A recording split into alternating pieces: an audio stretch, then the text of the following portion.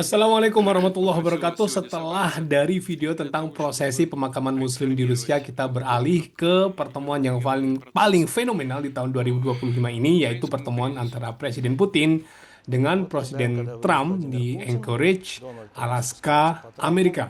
Meskipun kedengarannya jauh karena pertemuannya itu di Alaska, karena mungkin namanya juga jarang kedengaran, tapi Alaska ini sebenarnya dekat kalau dari Rusia.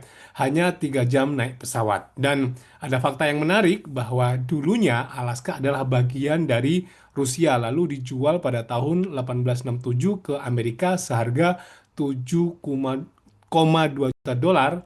Alasan dijualnya itu karena untuk mengurangi pengeluaran negara, beban negara. Jadi kayak kalau mungkin diibaratkan seperti mobil, itu mengurangi biaya perawatan. Karena ada pandangan menurut mereka itu susah juga karena Rusia itu kan terlalu luas. Jadi kayak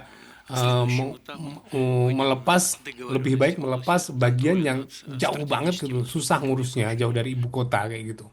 Karena perlu diketahui di Rusia itu memiliki sekitar 11 zona waktu. 11 zona waktu. Kalau di Indonesia kan ada WIB, WITA, kemudian PIT kan ya, anu waktu Indonesia Timur.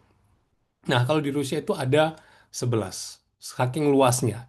Itu susah banget. Baik, jadi sebelum ke Alaska, Presiden Putin itu dari Moskow tidak langsung terbang ke Alaska, tapi mampir dulu di kota Magadan. Nah, di sana melakukan beberapa kegiatan. Lalu dari Magadan berangkatlah ke Anchorage, Alaska yang perjalanannya tadi hanya sekitar 3 jam. 3 jam mungkin Surabaya Medan kali ya. Surabaya mana? Saya nggak tahu 3 jam tuh mana aja. Tapi dekat lah ya.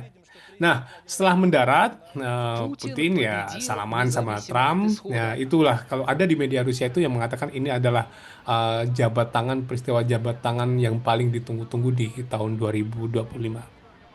Menurut Anda bagaimana? Ya, semoga jabat tangannya tulus ya. Oke. Setelah mereka ya jabat tangan, mereka langsung ke tempat perundingan. Dikabarkan perundingannya itu berlangsung sekitar 2,5 jam lah, sekitar 2,5 jam, bisa lebih bisa kurang. Pembahasannya tidak begitu detail. Presiden Putin didampingi oleh kayak Menteri Luar Negeri, Menteri Keuangan ya kalau tidak salah.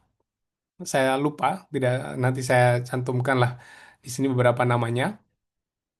Kemudian Presiden Putin memberikan komentar setelah perundingan selesai, kayak mengapresiasi kenapa dipilihlah Alaska, karena sebelumnya itu ada wacana bahwa perundingan itu akan dilaksanakan di Istanbul atau Saudi Arabia, seperti itulah.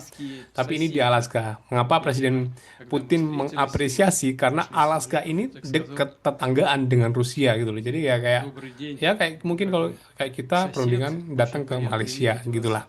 Nah, Presiden Putin juga mengucapkan terima kasih ke Amerika karena Amerika tetap menjaga makam pahlawan Rusia yang gugur pada masa itu, masa Uni Soviet ya, yang yang dimakamkan di Alaska. Karena ada video yang apa namanya video tentang kegiatan Presiden Putin itu ziarah ke makam pahlawan Rusia yang dimakamkan di Alaska. Memang ada kayak di Rusia itu kalau seandainya kita berkunjung ke suatu negara, itu tamu negara itu kayak mengunjungi makam pahlawannya kayak gitu ya.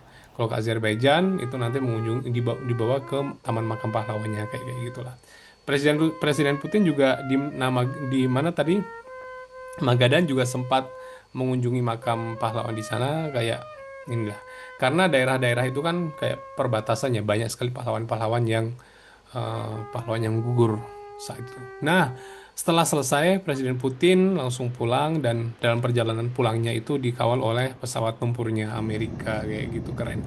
Nah, teman-teman, mengapa saya itu apa ya kayak tertarik membahas ini karena memang mereka itu manusia bukan pemegang nasib manusia di dunia. Tapi kebijakan mereka adalah kebijakan yang akan menentukan kebijakan-kebijakan di dunia ini. Percaya nggak?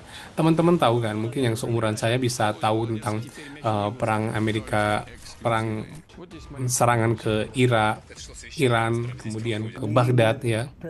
Itu kan ya siapa yang menentukan? Kalau mereka ACC langsung jadi. Nah, begitu juga yang pernah saya alami sendiri itu kebijakan tentang COVID-19 kemarin.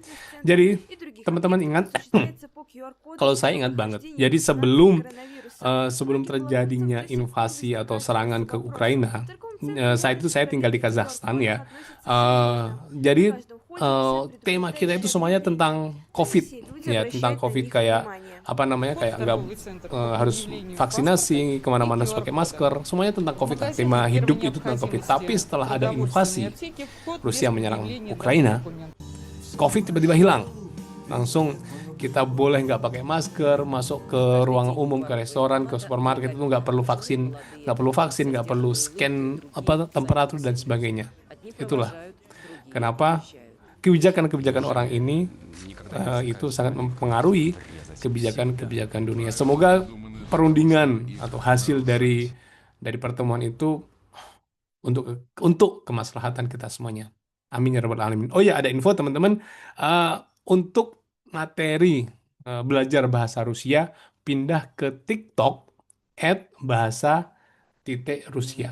Oke, terima kasih. Saya Najib dan Assalamualaikum warahmatullahi wabarakatuh.